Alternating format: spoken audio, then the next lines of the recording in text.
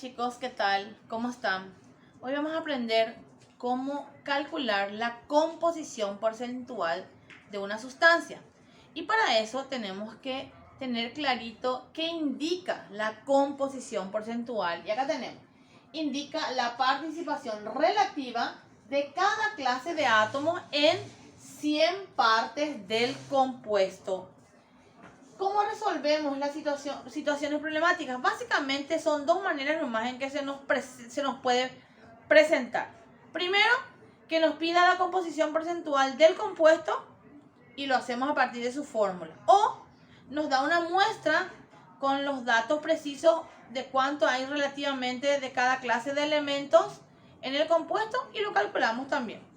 Es importante recordar que un compuesto está formado por lo menos de dos elementos diferentes, ¿sí? Entonces, en el primer caso dice, determina la composición porcentual del nitrato de sodio. El nitrato de sodio tenemos que tener bien determinada la fórmula química del compuesto en cuestión. El nitrato de sodio, NaNO3. Primer paso, hallar el peso molecular.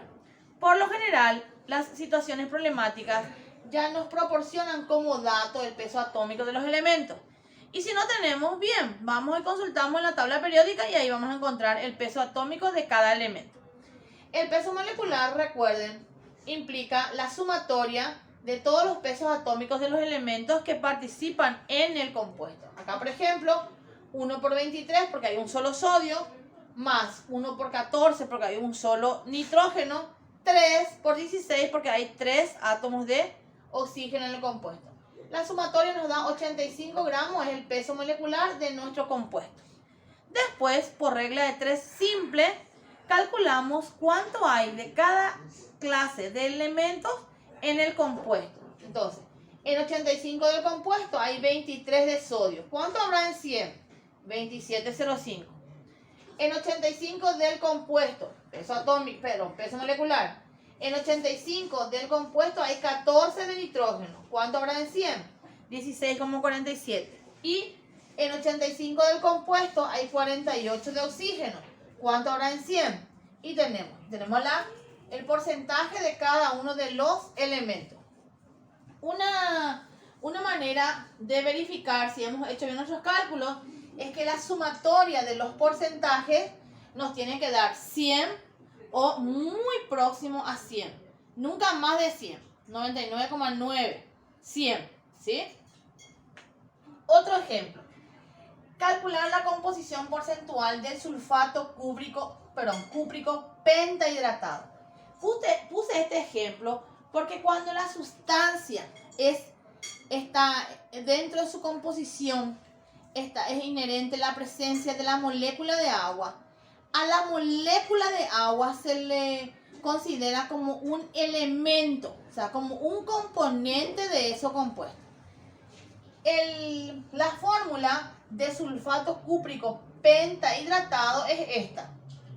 Hallé yo el peso molecular del compuesto 250. Entonces hacemos, en 250 del compuesto hay 64 de cobre.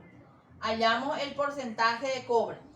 En 250 del compuesto hay 32 de azufre y hallamos el porcentaje de azufre. Y así sucesivamente. Y fíjense acá. Acá, en 250 gramos del compuesto hay 90 gramos de agua. Es decir, 18 por 5. ¿Ven? Entonces se toma como si fuera un elemento, como un componente de ese compuesto. Y en 100 habrá X, 36% de agua. Entonces, cuando les aparezca en su fórmula moléculas de agua, como en este caso el sulfato cúprico pentahidratado, al agua se le calcula como si fuera un elemento. Y el otro caso que se nos puede presentar, dice, en 0,40 gramos de un óxido, de una muestra de óxido de hierro, reveló que contiene 0,28 gramos de hierro y 0,12 de oxígeno. ¿Cuál será la composición porcentual de ese óxido de hierro? Y entonces simplemente calculamos en 0,40 de la muestra hay 0,28 de hierro. Y en 100, ¿cuánto habrá? 70. En 0,40 hay 0,12 de oxígeno. ¿Cuánto habrá en 100? 30. Y tenemos así definido el porcentaje de los elementos presentes en ese compuesto o en esa muestra. Espero que les haya quedado claro. Es muy sencillo el procedimiento para resolver este tipo de situaciones problemáticas. Nos volveremos a encontrar en un próximo material. Chao, chao.